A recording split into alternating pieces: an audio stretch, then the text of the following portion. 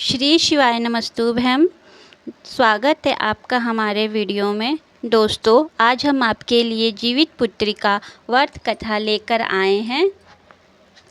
दोस्तों, कथा सुनने से पहले आप अपने हाथ में अक्षत और पुष्प रख लीजिए।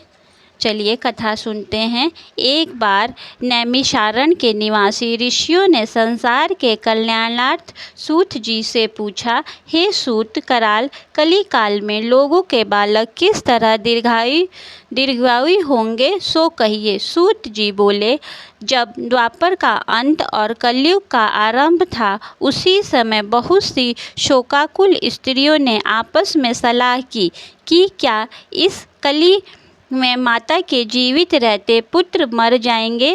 जब वे आपस में कुछ निर्णय नहीं कर सकी, तब गौतम जी के पास पूछने के लिए गई। जब उनके पास पहुंची तो उस समय गौतम जी आनंद के साथ बैठे थे। उनके सामने जाकर उन्होंने मस्तक झुकाकर प्रणाम किया। तदंतर स्त्रियों ने पूछा, हे प्रभु, इस कलयुग में लोगों के पुत्र किस तरह जीवित रहेंगे? इसके लिए कोई व्रत या तप हो तो कृपया करके बताइए। इस तरह उनकी बात सुनकर गौतम जी बोले, आपसे मैं वही बात कहूँगा जो मैंने पहले से सुन रखा है। गौतम जी ने कहा, जब महाभारत युद्ध का अंत हो गया और द्रोण पुत्र अश्वत्थामा के द्वारा अपने बेटों को मरा देखकर सब पांडव बड़े दुखी हुए, तो पुत्र के शोक से व्याकुल होकर द्रौपदी अपनी सखियों के साथ ब्राह्मण श्रेष्ठ धौम्य के पास गई और उनसे धौम्य से कहा, हे विपिंद्र, कौन सा उपाय करने से बच्चे दीर्घायु हो सकते हैं? कृपया करके ठीक ठीक कहिए। धौम्य बोले, सतयुग में सत्य वचन बोलने वाला, सत्याचरण करने वाला समदर्शी जिमितवाहन नामक एक राजा था। एक बार वह अपनी स्त्री के साथ अपनी ससुराल गया और वहीं रहने लगा। एक दिन आधी रात के समय पुत्र के शोक से व्याकुल कोई स्त्री रोने लगी, क्योंकि वह अपने बेटे के दर्शन से निराश हो चुकी थी। उसका पुत्र मर चुका था। वह रोती हुई कहती थी, हाय, मुझे बूढ़ी माता के सामने मेरा बेटा मरा जा रहा है। उसका रुदन सुनकर राजा जिमितवाहन का तो मानो हृदय विदीर्ण हो गया। वह तत्काल उस स्त्री के पास गया और उनसे पूछा, तुम्हारा बेटा कैसे मरा? बूढ़ी ने कहा, गरुण प्रतिदिन आकर गांव के लड़कों को खा जाता है। इस पर दयालु राजा ने कहा, माता, अब तुम रो मत, आनंद से बैठो। मैं तुम्हारे बच्चे को बचाने का प्रयत्न करता हूँ। ऐसा कहकर राजा उस स्थान पर गया जहाँ गरुड़ आकर प्रतिदिन मांस खाया करता था।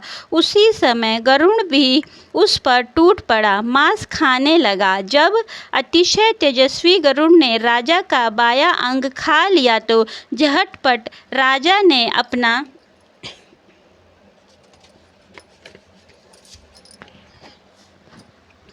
दूसरा अंग फेर कर गरुड़ के सामने कर दिया। यह देखकर गरुड़ जी ने कहा, तुम कोई देवता हो? कौन हो तुम? मनुष्य तो नहीं जान पड़ते। अच्छा, अपना जन्म और कुल बताओ। पीड़ा से व्याकुल मन वाले राजा ने कहा, हे पक्षीराज, इस तरह के प्रश्न करना व्यर्थ है। तुम अपनी इच्छा भर मेरा मांस खाओ। यह सुनकर गरुड़ रुक गए और बड़े आदर से राजा के जन्म और कुल की बात पूछने लगे। राजा ने कहा, मेरी माता का नाम शैव्या और मेरे पिता का नाम शालिवाहन है। सूर्यवंश में मेरा जन्म हुआ है और जिमितवाहन मेरा नाम है। राजा की दयालुता देखकर गरुड़ ने कहा, हे महाभाग, तुम्हारे मन में जो अभिलाषा हो वह वर मांगो। राजा ने कहा, हे पक्षीराज, यदि आप मुझे वर दे रहे हैं तो वर दीजिए कि आपने अब तक जिन प्राणियों को खाया है वे सब जीवित हो जाएं। हे स्वामिनी, अब से आप यहाँ बालकों को ना खाएं और कोई ऐसा उपाय बताएं कि जहाँ जो उत्पन्न हो वे लोग बहुत दिनों तक जीवित रहे। धौम्य ने कहा कि पक्षीराज गरुड़ राजा को वरदान देकर स्वयं अमृत के लिए नागलोक चले। वहाँ से अमृत लाकर उन्होंने उन मरे मनुष्य की हड्डियों पर बरसाया। ऐसा करने से सब लोग जीवित हो गए जिनको कि पहले गरुड़ ने खाया था। राजा के त्याग और गरुड़ की कृपा से वहाँ लोगों को बहुत कष्ट दूर हो गया। उस समय राजा के शरीर की शोभा दुगनी हो गई थी।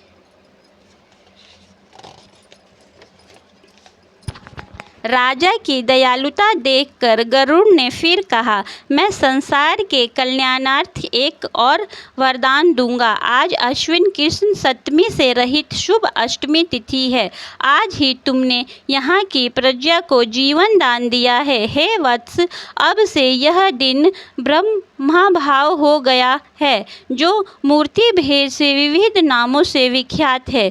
वही त्रैलोक्य से पूजित दुर्गा अमृत प्राप्त करने के अर्थ में जीवित पुत्रिका कहलाई है। जो इस तिथि को जो स्त्रियां उस जीवित पुत्रिका की और कुश की आकृति बनाकर तुम्हारी पूजा करेगी तो दिनों दिन उसका सौभाग्य बढ़ेगा और वंश की भी बढ़त होती रहेगी। हे महाभाग, इस विषय में विचार करने की भी आवश्यकता नहीं है। हे राजन, सप्तमी से रहित उदया तिथि की अष्टमी को व्रत करे, यानी सप्तमी विद अष्टमी जिस दिन हो उस दिन व्रत ना कर शुद्ध अष्टमी को व्रत करे और नवमी में पारण करे। यदि इस पर ध्यान न दिया गया तो फल नष्ट हो ही जाएगा और सौभाग्य तो अवश्य नष्ट हो जाएगा। जीवित वाहन को इस तरह का वरदान देकर गरुड़ बैकुंठ धाम को चले गए और राजा भी अपनी पत्नी के साथ अपने नगर को वापस चले आए। धौम्य द्रौपदी से कहते हैं, हे देवी, मैंने यह अतिशय दुर्लभ व्रत तुमको बताया है। इस व्रत को करने से बच्चे दीर्घायु होते हैं। हे देवी, तुम भी पूर्वोक्त विधि से यह व्रत और दुर्गा जी का पूजन करो तो तुम्हें अभिलषित फल प्राप्त होगा। मुनिराज धौम्य की बात सुनकर द्रौपदी के हृदय में एक प्रकार का कौतूहल उत्पन्न हुआ और पूर्ववासिनी स्त्रियों को बुलाकर उनके साथ यह उत्तम व्रत किया। गौतम ने कहा, यह व्रत और इसके प्रभाव को किसी एक चील ने सुन लिया और अपनी सखी सियारिन को बतलाया। इसके बाद पीपल वृक्ष की शाखा पर बैठकर उस चील ने और उस वृक्ष के खोते में बैठकर सियारिन ने भी व्रत किया। फिर वही मादा चील किसी उत्तम ब्राह्मण के मुख से यह कथा सुन आई और पीपल के खोते में बैठी हुई अपनी सखी को सुनाया। सियारिन ने आधी कथा सुनी थी कि उसे भूख लग गई और वह उसी समय शव से भरे हुए शमशान में पहुंची। वहां उसने इच्छा भर मांस का भोजन किया और चील बिना कुछ खाए पिए रह गई और सवेरा हो गया। सवेरे वह गौशाले में गई और वहां गौ का दूध पिया। इस तरह नवमी को उसने पारण किया। कुछ दिनों बाद वे दोनों मर गई और अयोध्या में किसी धनी व्यापारी के घर में जन्मी। संयोग से उन दोनों का जन्म एक ही घर में हुआ, जिसमें सियारिन ज्येष्ठ हुई और चील छोटी। वे दोनों सभी शुभ लक्षणों से युक्त थी, इसलिए बड़ी लड़की काशी राज के और छोटी उनके मंत्री के साथ गृहपत्य अग्नि के सामने विधि पूर्वक ब्याही गई। पूर्ण जन्म के कर्म फल से वह मृगनयनी रानी हुई। जिस किसी भी संतान को उत्पन्न करती वह मर जाती थी और पूर्ण जन्म की बातों को स्मरण करने वाली मंत्री की पत्नी ने 8 वसुओं के सुदर्श तेजस्वी 8 बेटे उत्पन्न किए और सभी जीवित रह गए। अपनी बहन के पुत्रों को जीवित देखकर ईर्ष्यावश राजपत्नी ने अपने स्वामी से कहा कि यदि तुम मुझे जीवित रखना चाहते हो तो इस मंत्री के भी पुत्रों को उसी जगह भेज दो जहां मेरे बेटे गए हैं, अर्थात इन्हें मार डालो। यह सुनकर राजा ने उस मंत्री के पुत्रों को मारने के लिए कई प्रकार के उद्योग किए, पर मंत्री पत्नी की जीवित पुत्रिका के पुण्य बल से बचा लिया। एक दिन राजा ने अपने आदमियों से उन पुत्रों का सिर काटवा कर पिटारी में रखवाया और वह पिटारी उनकी माता मंत्री पत्नी के पास भेज दिया, किंतु वे 8 सिर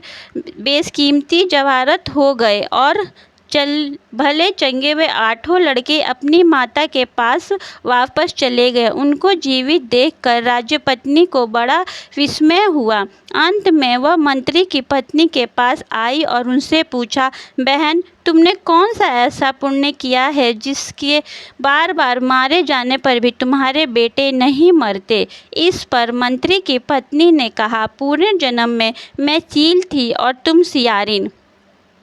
हमने और तुमने साथ साथ जीवित पुत्रिका का व्रत किया था। तुमने व्रत के नियमों का भली भांति पालन नहीं किया था और मैंने किया था। इसी दोष से हे बहन, तुम्हारे बेटे नहीं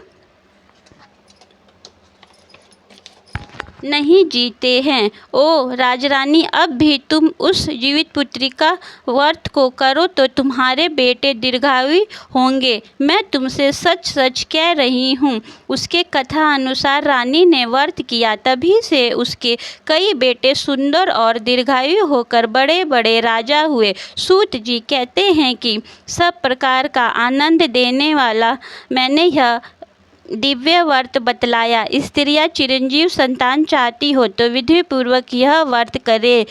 बोलिए जित्या गोसाई महाराज की जय।